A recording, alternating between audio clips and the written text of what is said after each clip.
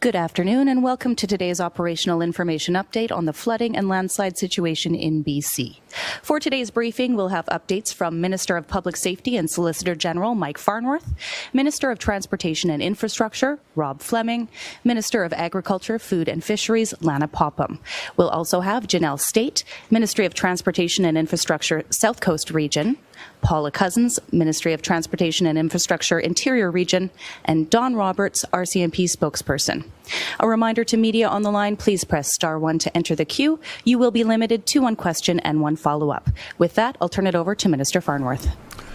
Good afternoon, and thank you for joining me. I'm here on the traditional territory of the Lekwungen-speaking people and the Songhees and the Esquimalt First Nations. I'm here today to provide an update on our ongoing response to the flooding and mudslide events. And looking ahead, we will continue to hold consistent availabilities to ensure we can share information in a timely manner. Before we get started, I want to quickly speak to the gas line explosion that happened this morning at Canadian Forces Base in Comox. Emergency responders are on the site and doing everything they can there. Fortis and safety officers from Technical Safety BC are working closely on this event. The Malahat Highway has opened sooner than expected. One lane on Highway 7 between Hope and Agassiz is now open for commercial vehicles. We anticipate the road will be open to single-lane alternating traffic later today. I'm pleased to say that around 1,000 people have now passed safely through Hope and are on their way home. 40,000 sandbags and 1,000 meters of tiger dams have made it through to Abbotsford to protect the pump station, and work there continues.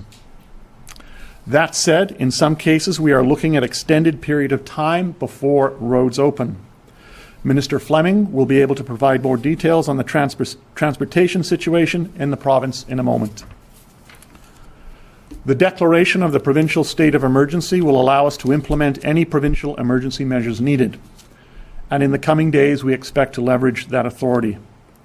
This will include implementing measures including those to limit non-essential travel, and possible orders to prevent hoarding, to prevent price gouging, similar to what we had to do during the COVID-19 emergency. We've been through a great deal already, and I know that there are still many challenging days ahead. Thousands of people are still out of their homes. Thousands of farm animals and livestock are threatened or lost to floodwaters. But, as British Columbians, we'll all pull together.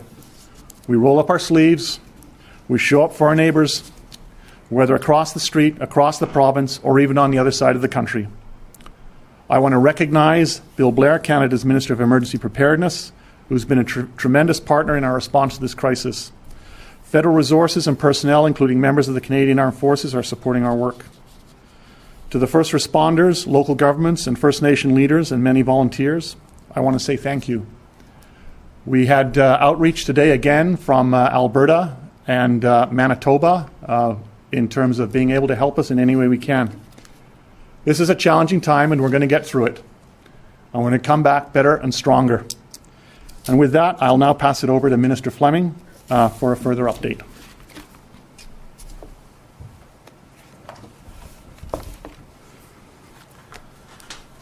Thank you, Minister Farnworth, and good afternoon. Today I'm pleased to report some good progress on reopening aspects of our highway system. This is only possible, I think we need to all acknowledge, because of the extraordinary efforts by crews, many of whom have been working through the night, over many nights now, around the clock, to ensure that we get our vital supply lines open as soon as possible. Last night, as an example of this, we opened Highway 7 east of Agassiz to allow people to leave Hope, as Minister Farnworth alluded to. Those were passenger vehicles that were piloted out first. They'd been there for several nights. The hospitality they received under these difficult times by the people of Hope is now legendary and appreciated by everybody in BC. This morning, after crews had worked through the night, after we got the passenger vehicles out, we were able to strengthen the roadbed further, test it, and then get out commercial vehicles. So truckers who've been away from their families for several nights are now back in the Lower Mainland with their loved ones, and that took place around noon to 2 this afternoon. Right now, Highway 7 is, at this hour, opened to one-lane, single alternating traffic.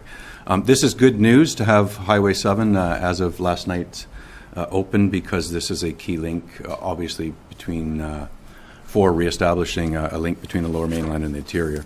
The next piece in this link is connection to Highway 3. This will be, make no mistake about it, for very limited traffic, but it looks to be feasible by the end of this weekend. And as we begin to get these high priority routes open, we are drafting traffic plans to make sure that we prioritize essential goods and services to get through first, and we will update those traffic plans as other types of travel are feasible. The same goes for Highway 99. That's another route that is actually getting nearer to being accessible for limited travel. So I hope to have more details soon on Highway 99, but at this point, a form of limited travel on the 99 could be in place in the coming days. I want to be clear, though, that on the 99 as well, this will not be business as usual. This will be slower with occasional stoppages where we have to alternate.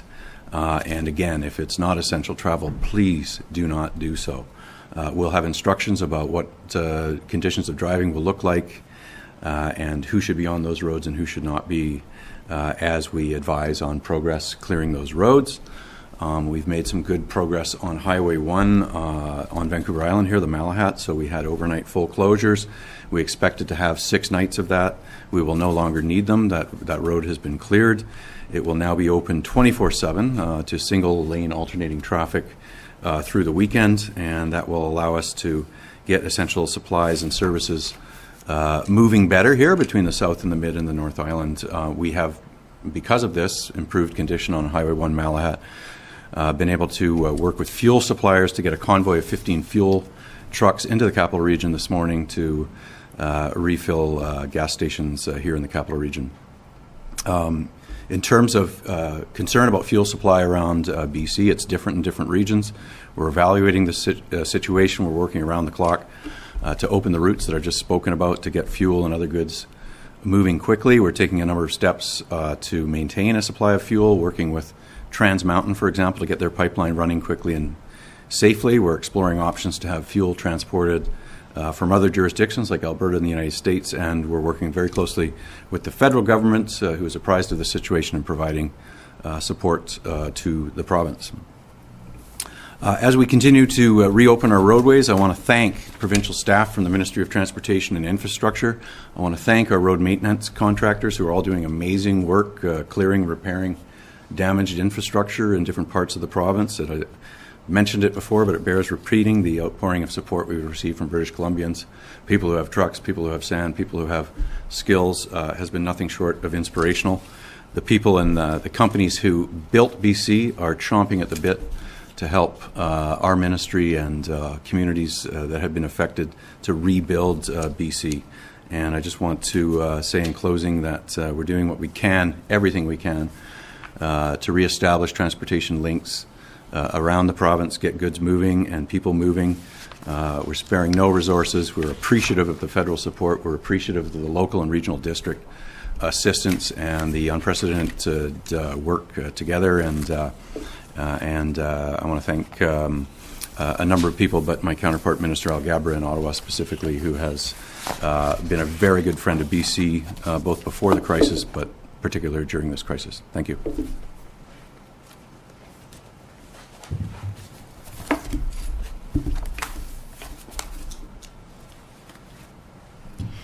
Good afternoon, everybody. This has been another very difficult day for agriculture in BC, but we have been able to find a couple bright lights, and I'm going to tell you about those now. We've definitely prioritized getting food and water to barns that are in critical condition, to farms that have been cut off from other transportation routes. And we have been able to identify priority farms by working with the BC Dairy Association and the BC Poultry Associations. And we were able to secure a delivery method by working with the Solicitor General, Transportation, Emergency Management BC, and wildfire service to secure helicopters to be able to drop containers to these farms and then charge them with water. So that is underway right now. I believe we've already seen 1 or 2 farms that have been had water delivered, and we'll be working on the list that we've received from the associations to continue that. Once we get through the most emergencies, we will then shift into delivering food and water as needed as the associations and the farming community let us know what the priorities are. This is the trying to access feed was a problem yesterday.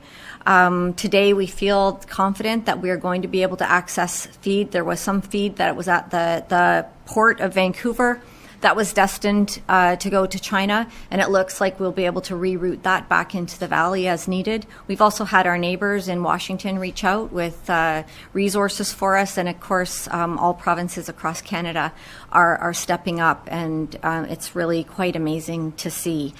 There are absolute concerns right now from farmers that need to get back into their barns to try and help their animals.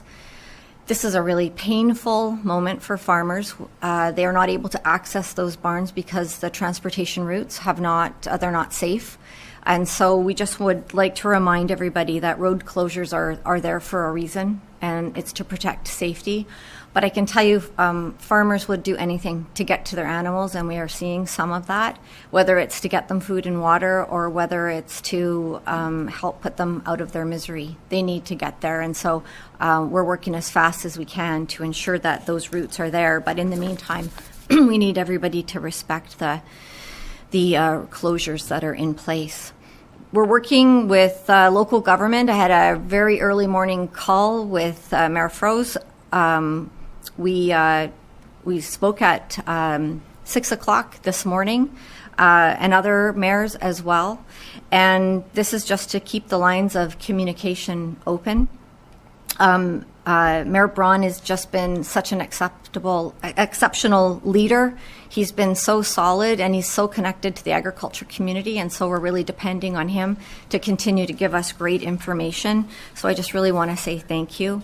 Again, we want to make sure that people are watching what they're buying and how fast they're buying things. We want to discourage any panic buying. Our food is secure. We're just rejigging routes to get it to folks, but we're definitely not going to run out of food. We've got the entire country that is willing to send us what we need, and we are working with retailers and distributors to make sure that food gets to where it needs to go.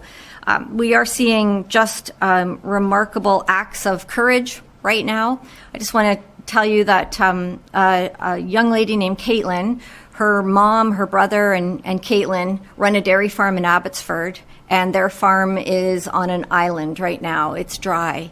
I met her through 4-H a couple years ago, and we were able to communicate today, and she's been sending me videos of herself and her mom and her brother going around with a trailer, picking up cattle and bringing it back to their farm in Abbotsford. And so I just want to say that these sort of acts are happening all over the place in the Fraser Valley, and I just want to say thank you to everybody who's helping out.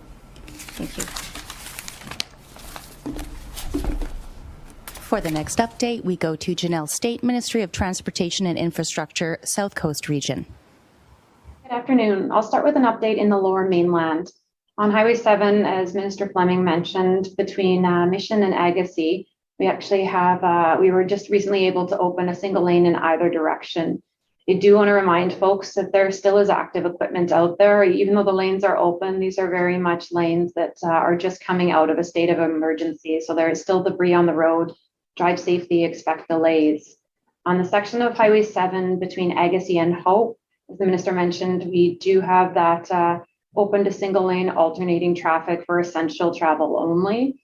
Again, we do have in the area of the Seabird Island, we have vehicles that were left there when folks were flown out of that site. We're working on coordinated removal. There's still debris adjacent to the road and active equipment working. So it's imperative that when folks are driving through there, they're expecting it's going to take a while, and they're being cautious and being mindful of the travel that's happening. Pilot cars are being used, and it's very important that folks are following the pilot car. The pilot car is aware of what the road looks like, the conditions, and the speed. So be certain to follow the guidance of that vehicle. On the Highway 1 corridor between Popham and Hope, we have been making some good progress on 5 different sites there. We have a significant amount of material, but our contractor has cleared a path close to end-to-end at this point for them to be able to start undertaking the full sort of assessment and get our engineers out there to determine when we are able to open that again to emergency travel only. So no time at this point, but I do expect in the not too distant future, we'll have a bit of an update on that piece. Highway 3 right now, our crews are working actively, and we have both a structural and geotechnical rapid assessment team on site, taking a look at the damage and assessing it ultimately before any road is reopened. We want to ensure that we're not compromising the safety of any travelers before we put folks on those roads. So as the minister mentioned, later this weekend, we do expect to have some form of access emergency and essential travel only. Highway 1 in the Fraser Canyon, specifically from Hope to Boston Bar, we have been able to clear a path for emergency travel only. This is an important pathway for us, for CP to be able to start working on their line. So a big accomplishment, but again, emergency and essential travel there. Moving on in the Highway 1 Abbotsford area, the water continues to be on the highway. However, we are seeing positive signs of it starting to recede. We do have engineers on site right now with the City of Abbotsford looking at measures that could be done on and adjacent to the highway to, again, continue to protect the important infrastructure of the Barrowtown pump station. So no estimated time of reopening right now. It's just working closely with other agencies to make sure that we're preserving infrastructure that's critical to how water is happening in that in the Sumas Valley area. As we move over to Vancouver Island, Highway 1 on the Malahat is now open to single and alternating traffic 24/7. There will be intermittent delays on that corridor as we prioritize the movement of certain vehicles and commodities through that area, and also as we have to stage around construction equipment. Again, a very active construction zone with many pieces of equipment working, so it's important that people are adhering to the signs and the information being communicated by our traffic control people. And just in the last half an hour or so, we had a development of a sinkhole on Highway 19, about the size of a vehicle just north of Nanaimo at Superior Road. We now have the highway shut down in both directions, and we have traffic detouring on local roads as well as through the Sanawas First Nations. So do expect delays through that area, and I would ask that people respect travel signs, speeds through our First Nations lands and our local communities as we assess the damage there and develop a repair strategy. So no opening time at this point, but please ensure you follow Drive BC for the most up-to-date information on Highway 19. With that, I will pass it over to Paula for the other part of the province. Over to Paula Cousins for the interior. Thank you. For Highway 5, Coquihalla, Hope to Merit, initial damage assessments have been completed, and as Minister Fleming stated previously, we can confirm temporary repairs are going to take months. Our crews are preparing site plans to begin temporary repairs while engineering, procurement, and construction experts work to determine the best and fastest way to restore the corridor to its pre-event conditions. Along Highway 1, the Fraser Canyon, south of Spence's Bridge, ministry construction experts have been working closely with the railways to assess our sites and start reconstruction planning. This corridor has also experienced significant damage, and we will know more about the timing of restoring temporary access in the coming weeks. Minister Fleming noted on Highway 99, our crews are working closely with other agencies and making progress on clearing the highway. At the same time, a rapid assessment of all structures along the route is being conducted. And again, as Minister Fleming stated, we hope to be able to restore limited public access in the coming days. Highway 8 between Merritt and Spence's Bridge experienced probably the most extensive damage, and we will be conducting a LiDAR survey flight as soon as conditions allow to better understand the extent of the damage, which will inform our planning and reconstruction options.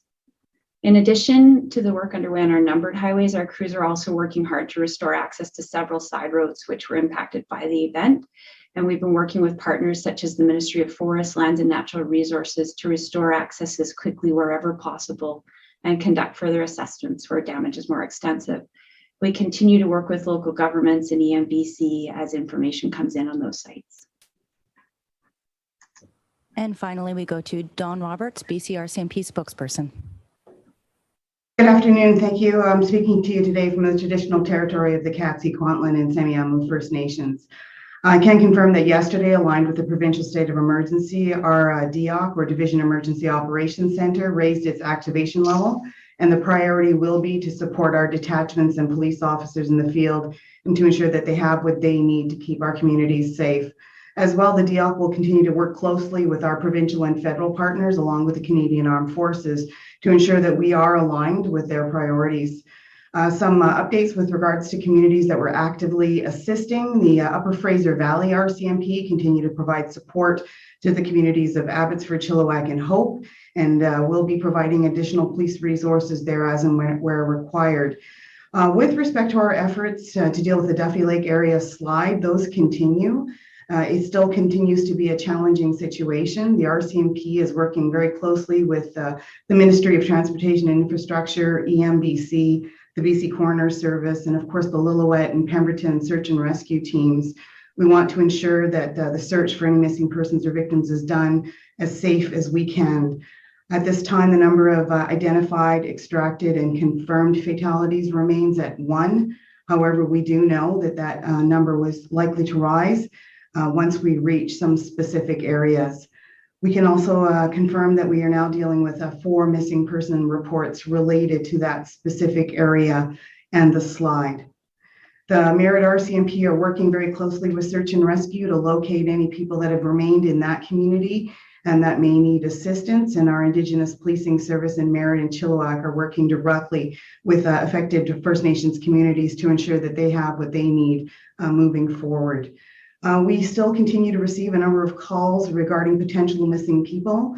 I'm not in a position right now to confirm the actual numbers because it actually does fluctuate as we conduct those investigations and determine whether or not they are missing or whether they've been able to get in touch with their loved ones. And so we are asking, though, that if you have not been able to locate or connect with a loved one or identify where they are, that you please do contact police, your local RCMP or the nearest RCMP detachment, so we can conduct those thorough investigations.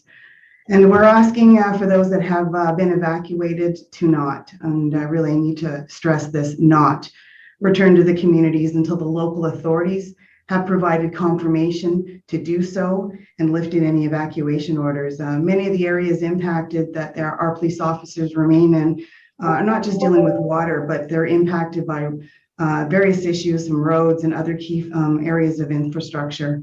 Currently, again, we have no reports of any criminality in evacuated communities. We remain in those communities. We are patrolling the affected areas as we can. And in Merritt, we're using boats and front-end loaders, and our members are traveling around to ensure that the community remains safe. And additional resources are being looked at and will be deployed as and where necessary in order to support local needs. For example, the BC Highway Patrol has been instrumental in shifting their duties, and they're providing additional operational assistance into the affected communities along with their core duties. And then, of course, we do stand ready because we know that eventually when the roads do reopen, there will be traffic volume. And so whether it's the BC Highway Patrol or other police, we will be ready and able to help ensure that we keep everyone safe. Thank you. Thank you. A reminder to media on the line, please press *1 to enter the queue. You will be limited to 1 question and 1 follow-up. Our first question today goes to Bcrcmp, CBC. Minister Farnworth, you hinted a few times at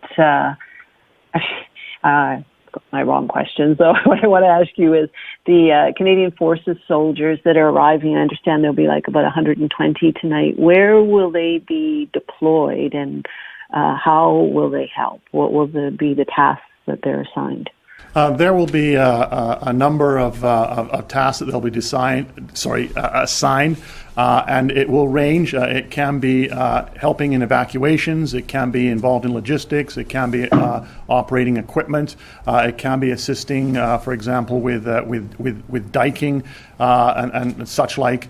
They will be deployed where it is determined by the people on the ground and to where they're most needed. The one thing that they do not do is they do not do security, for example. But those are the kinds of things that they will be doing. And we are incredibly grateful that they're here. And, it's just another indication of how this country pulls together. And as I said, the federal government has been with us right from the get-go. Do you have a follow-up, Belle? I do, please. So restricting non-essential travel in BC, what might those restrictions look like and when might they come into effect? One of the things that we have been working on is obviously a traffic plan, and it's very much dependent on how roads are being cleared and being made available to reopen. And so what we want to do is obviously different from COVID, where it was restricting people from going from one health authority to another. The situation in this case is that as roads are repaired, in many cases it will be through limited access. So it may be single lane or alternating traffic. And obviously we want to ensure that the priority is for commercial vehicle, essential traffic. And so that restrictions would be put in place at those particular locations. And so that's what's being worked on in terms of an order that could be put in place under the state of emergency that we have announced. And I'm expecting that we will have details on that order and its implementation tomorrow. Next question, Bender Sajjan, CTV. In terms of how many people have been displaced in total. So people who are under evacuation orders, or perhaps even if there's a breakdown, who are otherwise displaced because they're not able to get home at this time. Do you have an updated number? So it's about 17,000 people have been evacuated. Now that number obviously fluctuates and will change daily, and so that's the total that I gave you yesterday. We will be able to provide updated numbers as we get them. So you had 1,000 people last night and today who were able to leave Hope. And get down. Many of them will be able to go home. Others will still be from other areas where they're having to have emergency support services. But that's the total, the rough total that we've had so far. And it's about 6,900 properties are under evacuation order. And again, that can change as the situation does improve. And I think about another 2,700 are under evacuation alert. Do you have a follow-up, Bender? I do. Thank you very much. And this is a question for Minister Fleming from a colleague. Do you have a system or protocol in place where even if they give you just a warning a couple of hours in advance, that Environment Canada notifies the Ministry of Transportation that rainfall is intensifying, and then that would allow you to proactively install warning signs or shut down sections of the roadway at high risk of slides and flooding? And if there isn't that sort of system, why isn't there?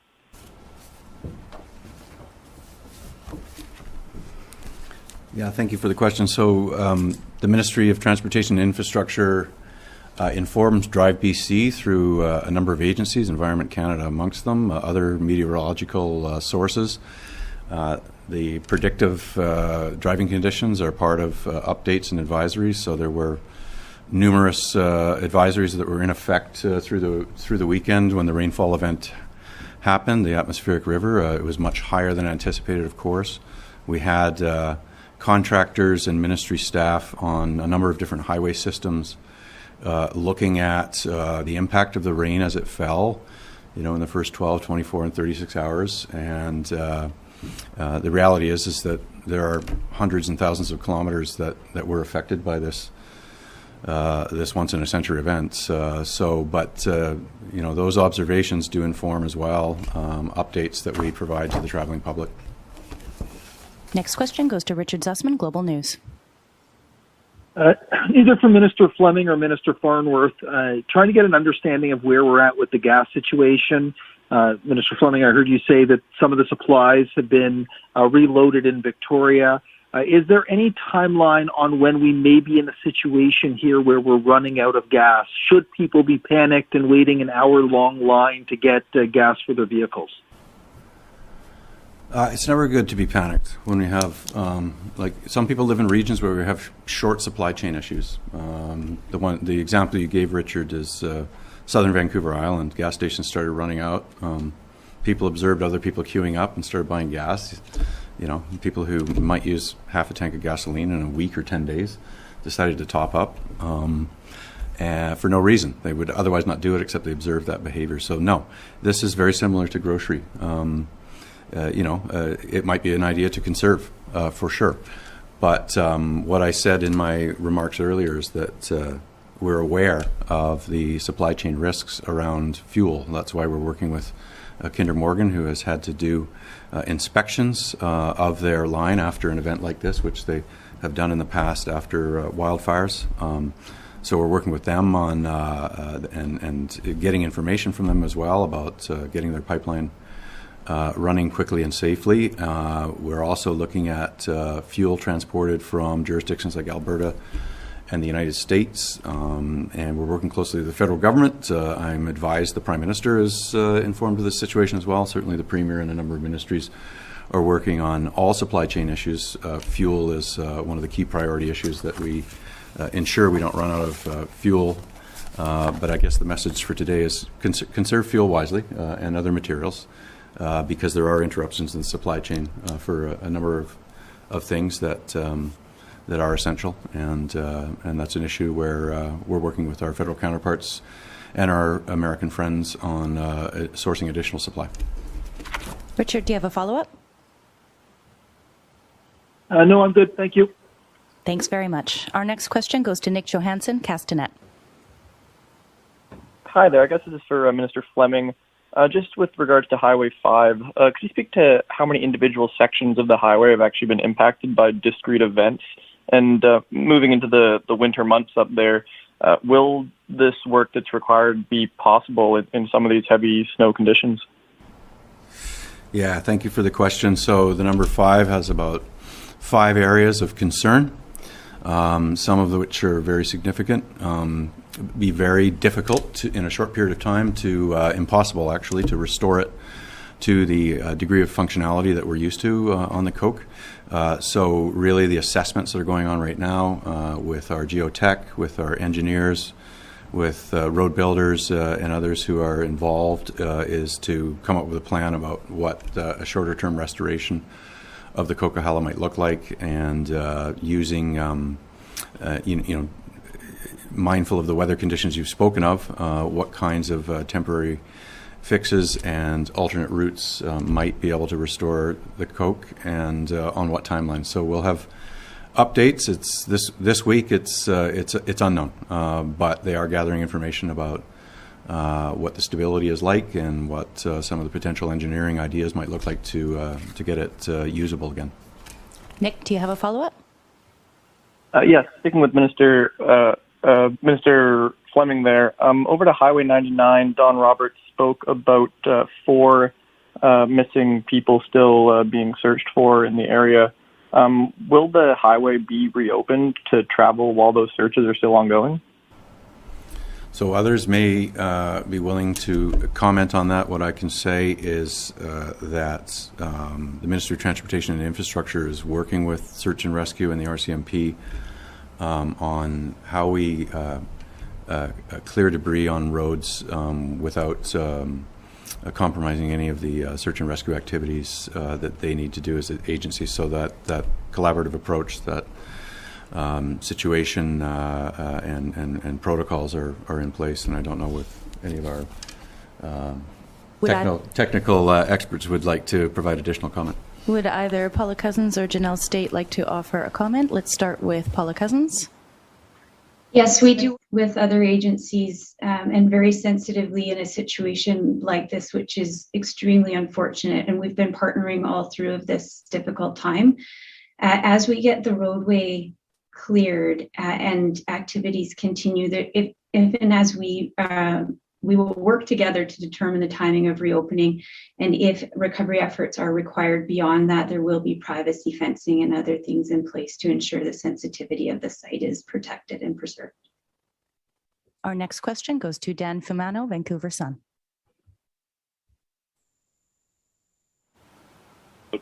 Both the idea of volunteers helping out and the challenges around the fuel situation. So a specific question around that is, we've spoken to a number of fishing guides in the Fraser Valley who have been transporting people and animals and supplies. And it sounds like they're doing work that's really badly needed, but they say they're running out of fuel in the next day or so. And they say it would be a huge help if the government could set up a fueling station along the Fraser River somewhere, one or more fueling stations. Would something like that be possible? Is the government looking at something like that? Certainly, and thank you for that question and for raising that. That's the kind of thing that when EMBC becomes aware of, we can plug them into the various emergency operation centers in terms of the activities that they're doing. We know that we have a lot of volunteers in different communities doing just that kind of work. So if those individuals reach out to us at Emergency Management BC, or you send the details, that's certainly something that we would be able to look at, and strikes me as another example of how British Columbians are just doing the right thing and showing up to help their fellow citizens. Dan, do you have a follow-up? Yeah, I guess just to that point, I mean, for Minister Farnworth, do you think that could be the kind of thing, or I guess will you agree to the opposition's request to create an all-party committee to look at emergency preparedness? We have been undertaking a significant rewrite of the Emergency Program Act. The most important rewrite on that legislation since it was created back in 1993. In 2017, we were the first province in this country to sign up to the Sendai framework, which the federal government also signed to, which is the foundation for how to deal with emergencies based on four things of adaptation, mitigation, response, and recovery. We have been doing extensive consultation with local governments, with First Nations, with communities, the emergency sector, business on developing that plan, with climate change as very much a focus. And so there's been a lot of work already being done in regard to emergency management and changes that are needed. So that's very much underway, and the legislation is going to be introduced, and I look forward to the opposition supporting it. Next question, Stefan Lebe, Tri-City News. Hi there, can you hear me? Yes. Hi, I just spoke to one of 150 migrant workers stuck in a shelter in Chilliwack.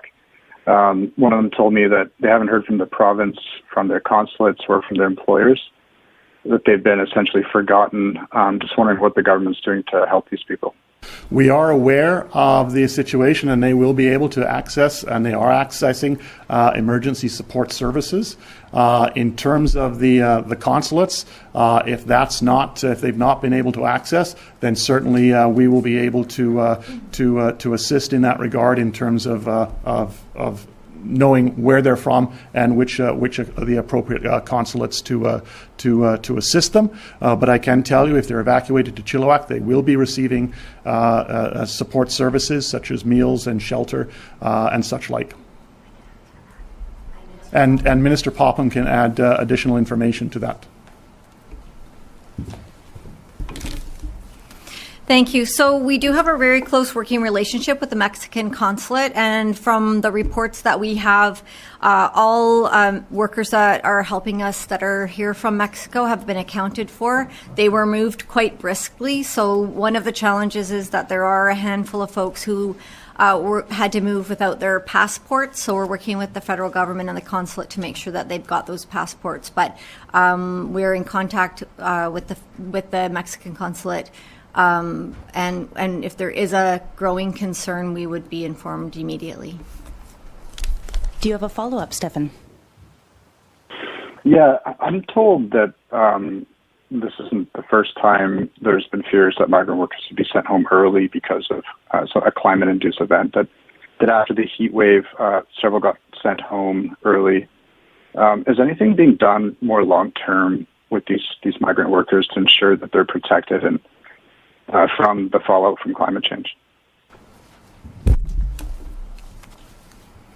Well, thanks for that question. So we rely on, specifically Mexico, about 6,500 Mexican workers every year. We also receive workers from Jamaica and Ecuador. We have had some weather that has challenged some of the contracts that the workers come in under, but there is a legal requirement to fulfill their payment schedule. Our real main concern is to make sure that these workers stay safe and return home safe. So we did we were the only province that put in a 2-week quarantine program for these folks because of COVID-19, where they were required to stay in a hotel for 2 weeks to get past any issues with COVID, and their health was tested before they were released onto farms. And so we've been working probably more closely with the consulates than we ever have because of COVID-19. But the issue of having to go home early because of work is one that we discuss with the Mexican consulate. And as I said, there are requirements to pay them under contract. Next question, Colton Davies, Radio NL. It's been mentioned how the Coquihalla will take months to do temporary repairs. Just curious as well if the same initial assessments have been done yet on the Trans-Canada Highway through the Fraser Canyon between Boston Bar and Spence's Bridge. Obviously, there's at least a couple of washouts there. Just curious if you might have an idea of similar repair timelines for that highway. We'll now go to Janelle State, Minister of Transportation and Infrastructure. So assessments on that corridor continue, but again, the degree of damage is fairly significant. It will be in that long-term time frame as well, a similar timeline to be able to restore access. But again, updates to come as we continue to assess the damage and develop that repair strategy. Colton, do you have a follow-up? Okay.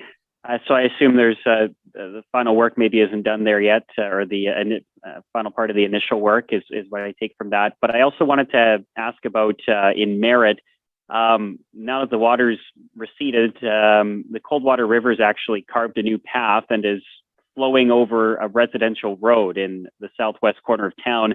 I'm just curious, has the province been made aware of this? I'm sure you have, but assuming that's the case, have there been any discussions on what could happen to address that if it can be addressed, and how the provincial government would be involved if so? Thank you for that. And so when something like this happens, obviously there will be an assessment done. You will have geotechnical assessments. You will have some mapping done in terms of how this new channel, the size of it, its depth, the scope, can it be rerouted to its old channel or not? And so obviously that is going to take some time, and the province would most certainly be involved in that. And we'll now go to Paula Cousins, Ministry of Transportation and Infrastructure.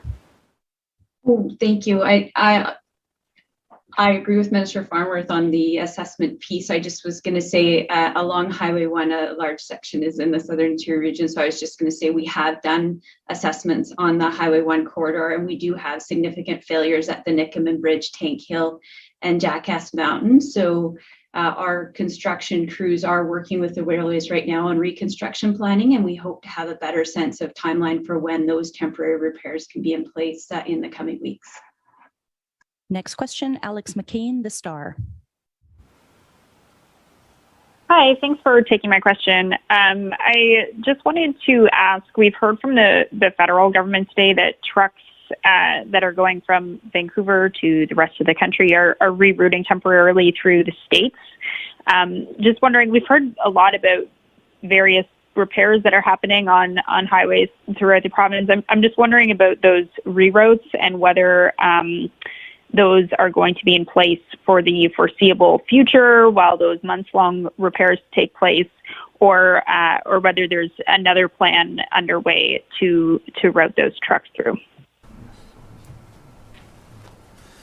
Yeah, thank you. So yes, there is the highest volume, I think, ever of BC goods leaving the Lower Mainland through highway systems in northern Washington, and then using border crossings like Soyuz and other parts of the interior where they can connect and get around the damaged areas that we've been discussing here this afternoon. But we hope to, as I said, repair as we have completed now the number 7 connection to Hope, the number 3, which will connect Hope to the interior. So that will be one of the areas that we hope to restore. You've heard an update on the 99 as well. We will advise on when that connection is made, and so we will have as a priority the movement of goods, commercial vehicles, after we get into the number 3, restore it, the number 99 as well, and the number 5 will take longer, as you've heard this afternoon.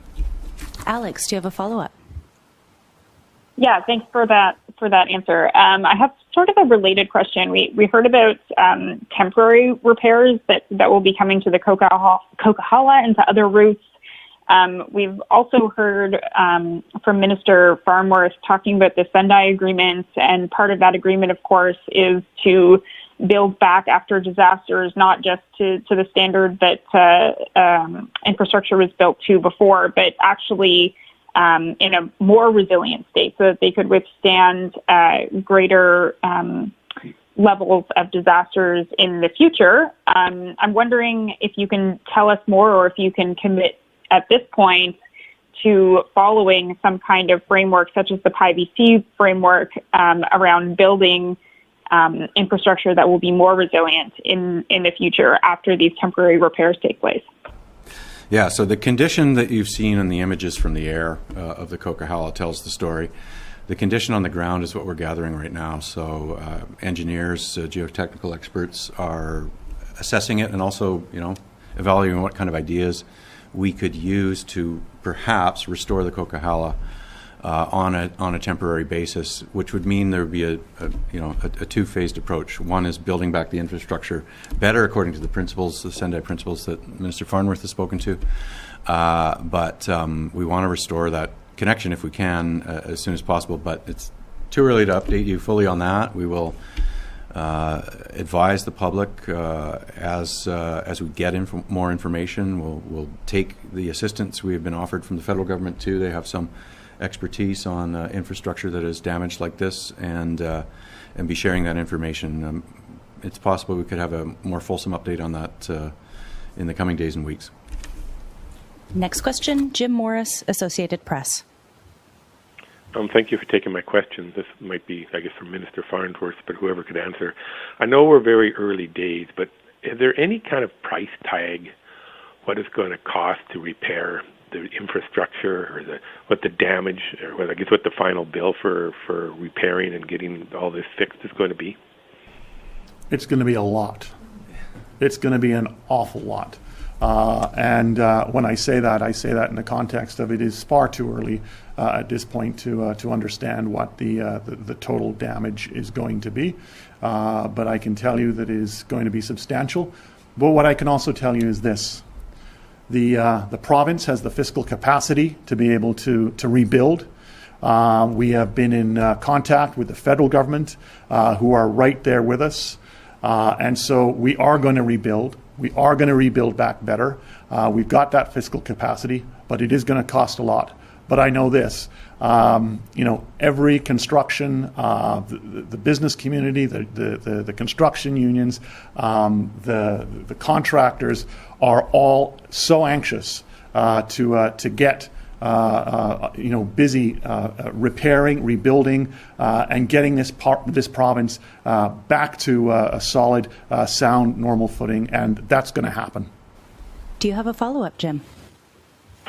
Thank you. Yes. From a provincial economy that has dealt with COVID for the last 2 years, or I guess roughly, is this, I don't want to say a good thing, but is there a positive out of this, that it will make more work, more jobs along those lines?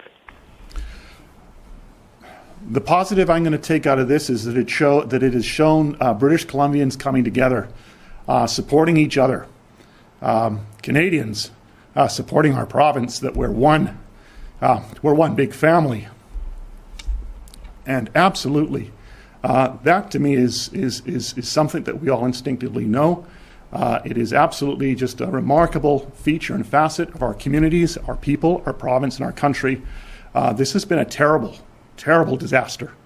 But I know this, as British Columbians and as Canadians, we stick together, and we're going to come out of this I'm going to build a stronger, better province and a stronger and better country. Thank you. That concludes today's update.